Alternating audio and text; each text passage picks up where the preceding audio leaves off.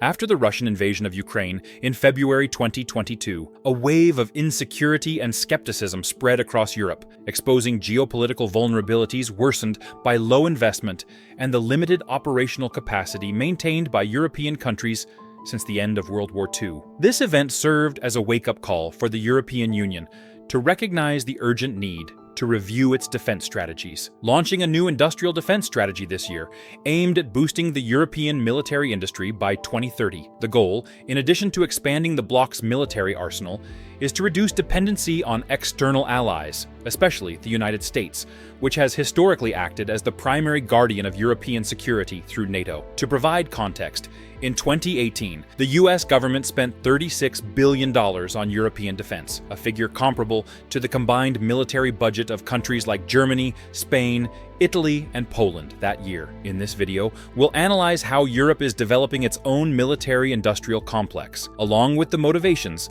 that have led the European bloc to reconsider its stance toward the United States. In this regard, it is necessary to understand how Europe went from being one of the most militarized regions in the world, a central player in two major global conflicts, to a position of greater vulnerability in terms of defense and military dependence. This shift occurred in the post-World War II context, when the economic and political devastation required a restructuring of European priorities, shaping a less militaristic outlook. However, the advance of Soviet influence over Eastern Europe, incorporating nations such as Hungary, Czechoslovakia, Romania, Bulgaria, and East Germany during the post-war period, prompted an unprecedented strategic effort by the United States to drive the economic, political, institutional, and military reconstruction of the continent. The goal was not only to ward off Soviet influence from Western Europe by attracting the region's countries into the American sphere of influence, but also to create a buffer of control that ultimately divided Europe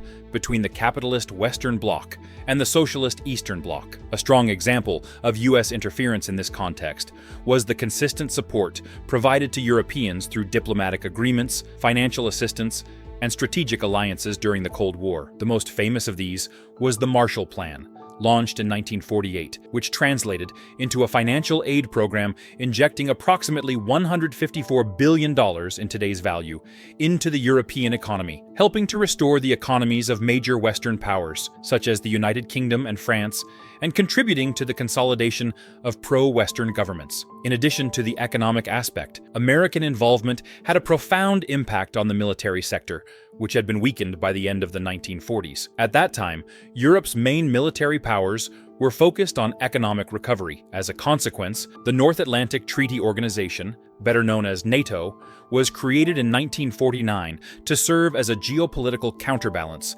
to the military power exerted by the Soviet bloc in Europe. Initially, NATO was formed with 12 members, but quickly expanded, with 28 allies by 2009 and reaching 31 members by 2024. As a result, being part of NATO has been highly beneficial for European countries, since the security guarantee provided by Article 5 of the organization, which states that an attack on any member is considered an attack on all, helped stabilize the continent and prevent new conflicts in a territory historically marked by wars. The presence of the military alliance also allowed European countries to direct resources beyond the military sector, enabling the development of their economies and the establishment of welfare states. In this context, the strengthening of diplomatic ties among NATO allies was essential, making the alliance one of the primary mechanisms that allowed the United States to deploy troops and nuclear weapons on European soil since the 1950s, as part of a rapid retaliation strategy in the event of a Soviet attack. However, even with the end of the Cold War and the collapse of the Soviet Union, these bases, troops, and nuclear weapons have remained on European soil for 7 decades. To put it in perspective, it is estimated that currently there are about 100,000 American military personnel stationed across Europe, with the largest portion based in Germany, where approximately 35,000 troops are deployed. This logistical arrangement is part of the U.S. effort to ensure Europe's territorial integrity, strengthen ties with its allies, and promote mutual cooperation among NATO members. With such protection available for the past 70 years, the question arises, why is Europe now seeking to distance itself from NATO and develop its own military-industrial complex? Primarily, the answer to this question is aligned with NATO's current role, something that has been under scrutiny since the dissolution of the Soviet Union in 1991. On one hand, NATO has provided decades of peace and security, allowing European countries to focus on domestic issues. On the other hand, Europe's dependence on the alliance has attracted much criticism, especially for weakening the sovereignty championed by institutions like the European Union. For many years, European nations have effectively outsourced their external security to the United States. This dependence has become evident through the sustained presence of American military forces in Europe and the high financial contributions made by the U.S. to ensure the continent's security. For decades, the United States has shouldered more than 60% of NATO's total expenses, while many European countries have failed to meet the minimum defense target of 2% of GDP, relying on American intervention if needed. In 2018, for example, the United States spent $36 billion in Europe, underscoring the American commitment to European territorial integrity, but also highlighting Europe's military dependence on the U.S. With this in mind, Europe's reliance on American forces has driven its defense and security decisions to align with U.S. strategic interests. One example is the NATO standard, which imposes a range of requirements for weaponry, vehicles, communication systems, and logistics to ensure all members can operate cohesively. However, the challenge lies in the fact that few countries are able to design equipment that meets all NATO standards, as most of these requirements align with American specifications and standards, often compelling European countries to purchase U.S. products. Additionally, the high cost of developing sophisticated technologies makes purchasing ready-made products more feasible than investing in local production. However, with the Russian invasion of Ukraine in 2022, many European nations have started to increase their military spending. For example, between 2022 and 2023, Poland raised its defense budget by 46%, prioritizing the purchase of American equipment. Similarly, European countries' military spending rose by 13% in 2021, reaching its highest level in a decade. At the same time, U.S. arms sales also reached a record in 2023, totaling $80.9 billion, with $24 billion in sales to NATO countries such as Sweden, Poland, and the Netherlands. Given this scenario, the European Union has emphasized the need for greater autonomy in security and defense, warning that excessive reliance on the United States could compromise the bloc's ability to respond immediately in conflict situations. Furthermore, the massive purchase of foreign equipment has a negative impact on national defense industries, hampering their ability to compete, innovate, and grow. This could lead to job losses and reduced European industrial competitiveness, exacerbating the region's economic and military dependence. It is important to highlight that European skepticism toward the United States has grown due to the unpredictability of American defense policies, something that became highly visible during Donald Trump's administration. Trump pressured NATO allies to increase their military spending, even threatening to reduce American support for the alliance. Additionally, the Trump administration imposed tariffs on various European products, such as steel and aluminum, making it difficult for Europeans to adapt to these policies and exposing the continent's dependence on American leadership.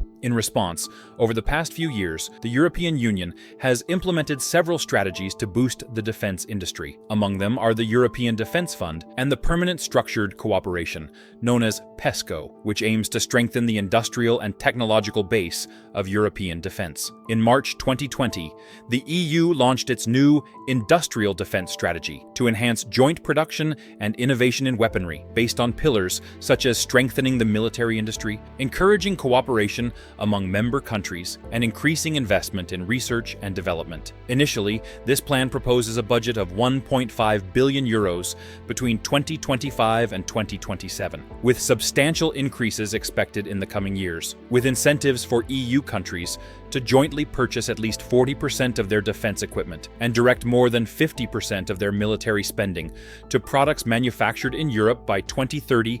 These goals support the strengthening of Europe's strategic autonomy, reducing vulnerabilities in supply chains, and fostering a more competitive and innovative defense industry. The objective is for at least 35% of defense goods to circulate through transactions among the bloc's own countries, decreasing dependency on external imports, especially from the United States. Another relevant point of the European Union's new strategy is strengthening the internal market with a focus on the military industry. Currently, this sector is concentrated in a few countries, such as France and Germany, which rank as the second and fifth largest global arms exporters, respectively. Diversifying military production to other EU countries would serve as an engine for innovation, research, and economic output, helping to create jobs in the defense sector and promoting economic growth in the involved nations, while reinforcing strategic sovereignty by expanding industrial capacities and reducing reliance on external suppliers. Therefore, decades of excessive reliance on foreign allies to secure such a vital strategic area as defense have compromised European sovereignty,